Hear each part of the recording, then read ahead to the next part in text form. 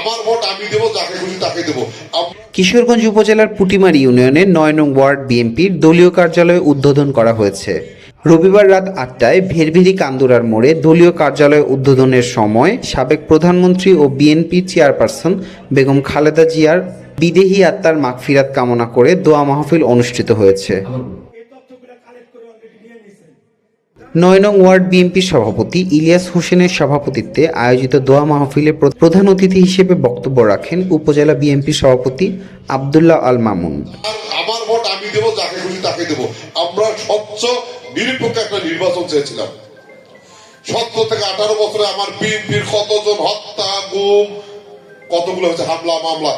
আমার এমনও নেতা আছে ৫৭০টা পর্যন্ত মামলা আছে, যেটা আমার সোহেল ভাই হাবিবুর নবী সোহেল রংপুরের সন্তান, তার নামে ৫৭০টা মামলা।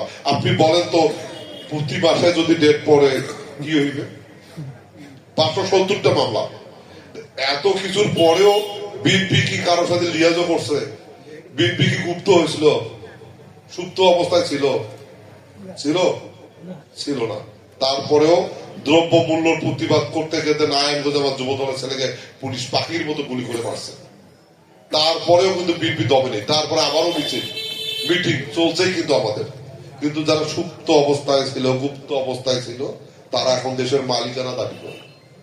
এ সময় কিশোরগঞ্জ উপজেলা ও ইউনিয়ন বিএনপি এবং অঙ্গ সংগঠনের নেতাকর্মীরা উপস্থিত ছিলেন।